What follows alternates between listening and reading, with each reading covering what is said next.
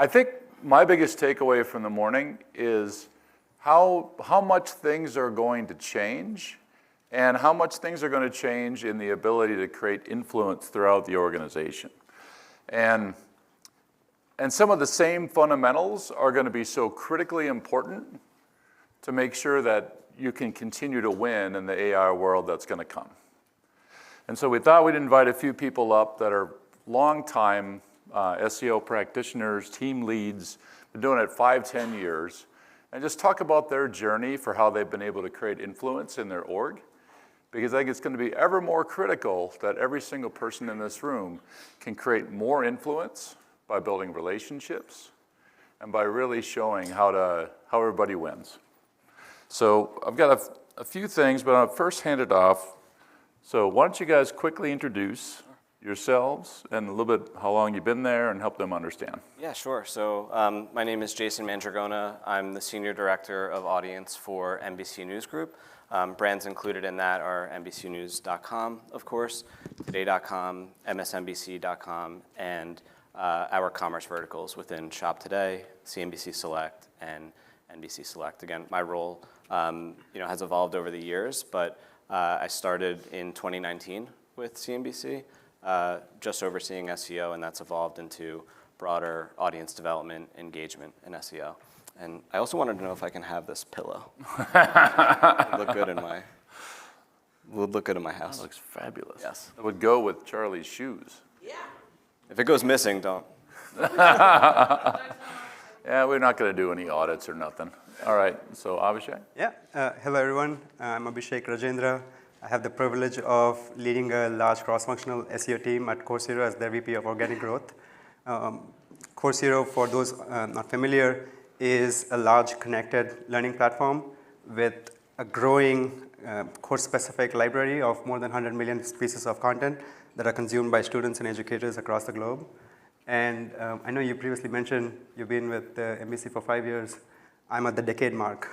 It's been 10 years, and it's been an honor to lead an organization that is so deeply rooted in SEO and such. Mm-hmm. So I'm looking forward to this conversation. Well, let's start with current state of where things are today. So what would you say is how search is perceived in your orgs today? Jason, I'll throw to you first. Sure. I would say that the organization is very much bought into search, thankfully. A lot of that has to do with just our team creating a culture around SEO over the years, and that's something that certainly took time, but could boil that down to key points around education, whether that's on the editorial side or the product side, really teaching our organization how to fish and scaling our SEO efforts because it's vital to a newsroom, right? We have so much content being pushed out sometimes by the minute, and we have many journalists that we work with, so we have to be able to kind of scale effectively there. We've also built, I think, an immense amount of trust within the organization of just storytelling around SEO, measuring the impact of what we do on the editorial side and on the product side.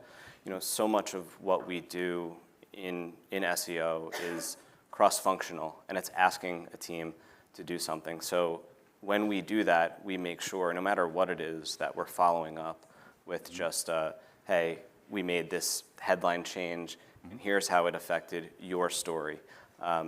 Or we made this product change, and look how it affected this business metric.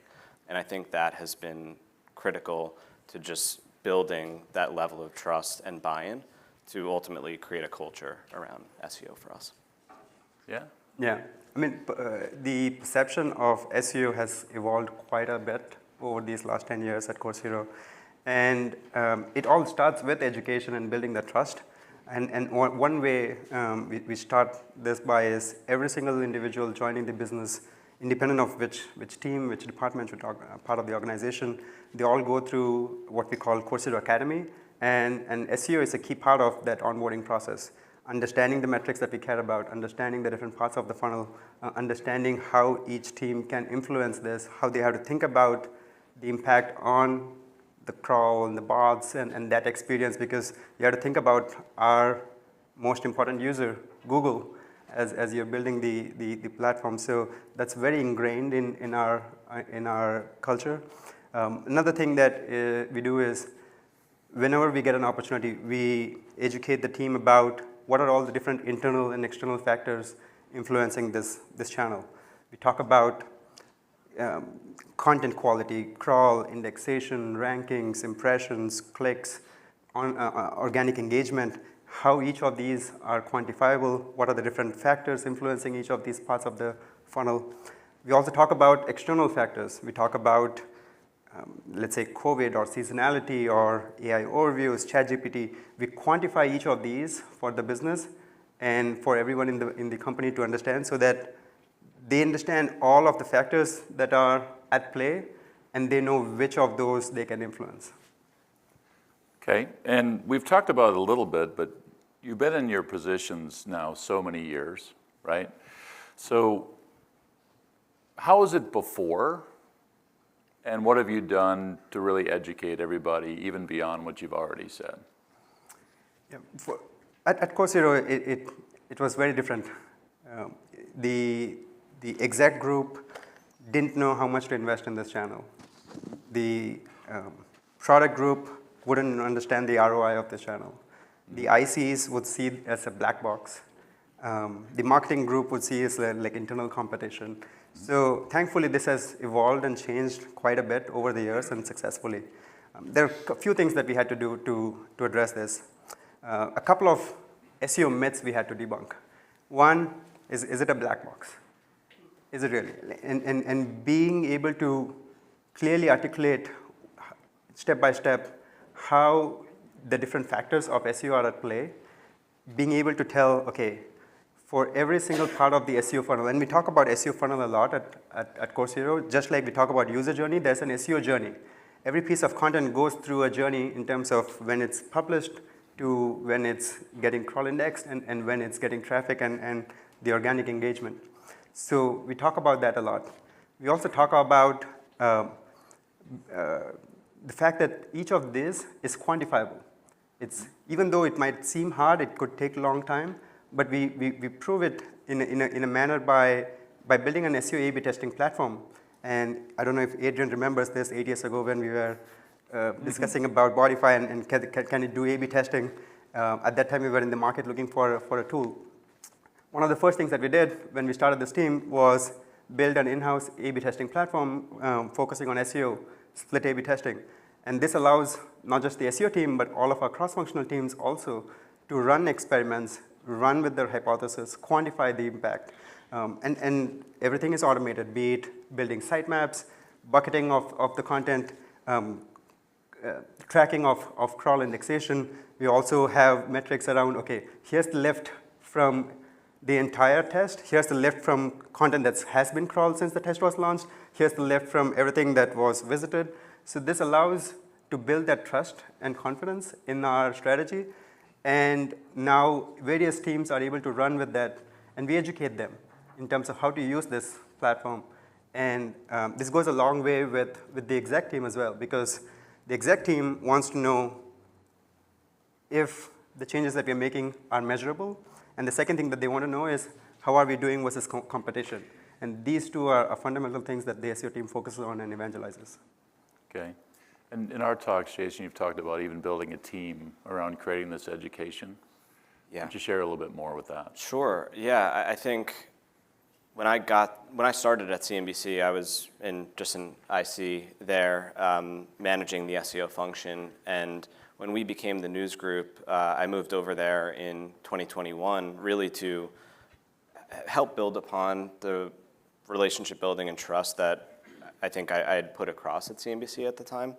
And I was grateful enough to have the ability to hire my own team around the news group. And we looked for, I think, number one, just are they a great person? Like, can you work with them? We are working so much. Sometimes it's around the clock. Are they composed in high leverage situations? Number two, are they a good storyteller? Are they compelling in what they're doing? And I always look for those skill sets first and foremost. The SEO skills are obviously important. We need that. That's sort of table stakes.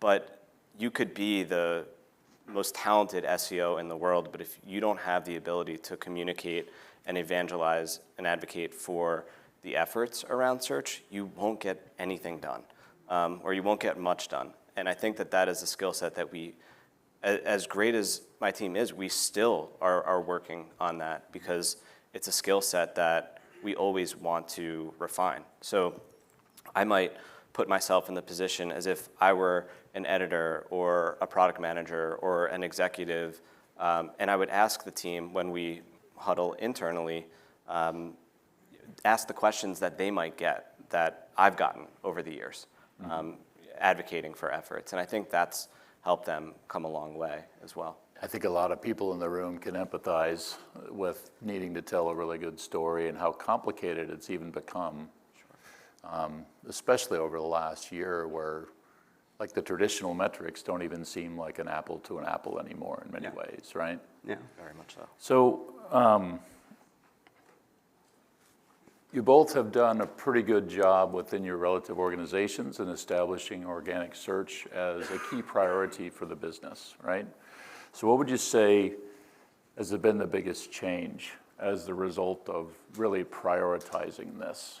Sure. I think for us, bringing more metrics around SEO to the table and to the C-suite has been really important to us. I think prior to joining, it may have been more of a look at just top-level traffic, but being able to, at least in the publishing industry, determine what's driven by Google Discover versus what's driven by organic search. Another really key part is search visibility for us too. And that is really where we're looking at how we're doing for a particular news event. Again, in breaking news, we don't sometimes know what the interest of that event will be.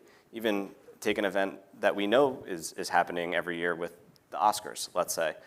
We'll look at our traffic year over year, and then all of a sudden Will Smith slaps Chris Rock, the whole world goes crazy. Did we do better in SEO because our traffic was greater, or is that because everyone was piling in to see what happened in that situation? And even if we look at the next year, our traffic is lower. Is that because we have to understand how we're actually doing in that moment? So we utilize tooling to showcase that, and I think that's been so valuable to stakeholders so they can understand. Another example might be Amazon Prime Day, where there's one in July, there's one in October. If we only looked at traffic in July versus traffic in October, we wouldn't be able to articulate that search interest is actually around 60% lower for Prime Day in October than it is in July. And that's kind of what I'm getting to around the storytelling aspect of that. You have to peel back the layers a little bit and help stakeholders understand. If search interest is 60% lower and our traffic, for example purposes, was 10% lower, but we remain number one in visibility for both Prime Days, that's a win for us. But if you only looked at the traffic, then you may see that as a loss, or other stakeholders may see that as a loss. So it's always about the storytelling aspect of it. Yeah, and I've really been working with Botify now for about the last 4 years, and there's been so many changes in terms of the perception from the C-suite on the value of this channel as a lot of these changes have happened, right? And I do think in absence of being able to tell a really good story, sometimes it can be a little bit of baby out with the bathwater unless you provide that context, right? What would you add there, Abhishek? In addition to being able to tell the story, it's also important to know who the audience is and speak their language. And I think this has been brought up a couple of times. For example, we don't try too hard to push, okay, here's what we need to prioritize, or here's the resources that we need. We share data. Here's the health of our SEO funnel. Here's where our competitors are. And then the C-suite, the execs see the opportunity, and when it comes as an idea coming from them, that takes care of all of the other resource allocation prioritization. So we are obviously playing with human emotions and ego. So that's a key part to it. And in some of our discussions, you also talked about how you even decide who gets what you call financing. This is fascinating. I think everybody here would love this. Yeah, so over the years, and because we are a platform where we get a lot of UGC content, we get about 1 million every month, and that's a lot of content to try to optimize from a crawl budget and indexation perspective. So we have developed a system where every piece of content that comes in, based on historical performance of similar cohorts, other attributes, there are 32 different attributes that are and vectors that we consider, every piece of content is scored. And based on the score, they would get a certain amount of SEO financing or SEO love, as you may say. Like from Angel, Seed, Series A, Series B. So your best performing content will get the best of the internal links, the sitemap optimization, all of the SEO optimizations that have worked for us, AI-related optimizations. And some of the ones that are not as highly scored would get no indexed, will not get the internal links, will not be part of the sitemaps. And content then has an opportunity to get more SEO finance as they demonstrate performance based on internal metrics or based on rankings. So this is a system that we have built and we have evolved that over a lot of years. And this is also a change in mindset. The business used to always focus on the volume of content published. Now we focus on the quality of the content that's published, and we always want to maintain a certain threshold that our average quality should be above a certain number that we have internally defined. So that's gone a long way in changing the mindset. We also not talk about overall traffic. We talked about engaged traffic, targeted traffic. Mm-hmm. So small changes, but goes a long way in how we perceive our strategy and what we prioritize. Yeah, a lot of themes have been woven throughout today. Like earlier today, we heard Fedi also from Best Buy talk about engaged traffic. I think that's going to be a more important thing. And even in Dalton's talking about the quality of the content, right? Yeah. So I've got one last question for both of you. You've been at this a long time, at your jobs, and you've learned a lot along the way. You've created environments where it's an established channel. You get funding, you get trust. There might be some people in the audience who are either new to leadership, they're at a new company. What would you go back and tell yourself on day one, based on everything that you've learned, would be the most important thing that you wouldn't want to forget? Yeah, I would pick a better commute to the office on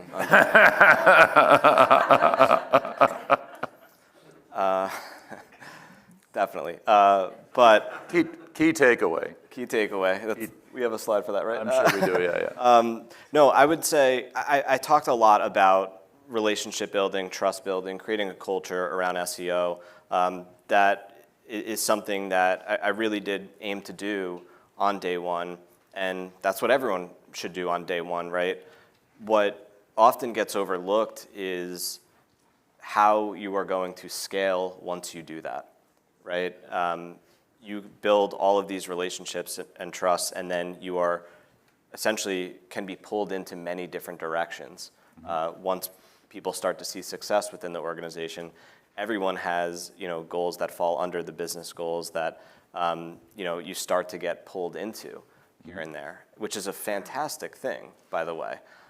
But you have to learn, and what I've learned over the years is like what you're saying no to, and what you're saying yes to becomes even more critical. So I think being able to scale your efforts, and again, that's done through the education part of it. We don't touch every single story that hits across our sites. Otherwise, we would be spending all of our time optimizing headlines and everything else. So we really do have to hone in on that, and we continuously try to make sure that we're scaling so our teams can see the bigger picture around that. Cool. How about you, Abhishek? What would you say? I would say to have the foresight in terms of where SEO is headed was most important in terms of moving those metrics. 10 years ago, I would think it's mostly titles and meta descriptions, keyword optimizations, all of that.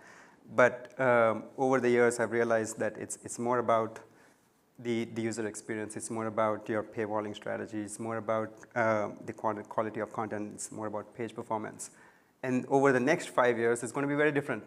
So having that foresight where the industry is headed and positioning yourself both in terms of the skill set and your team to be able to address that market so that you're in the right place at the right time. Yeah, that's the only constant. Yeah. It's going to be significant change. So thank you guys. Fabulous to have your experience, your long tenure. Everybody, we all get the benefit from that, so we appreciate it. Thank you. Thank you for having us. Yeah, thank you.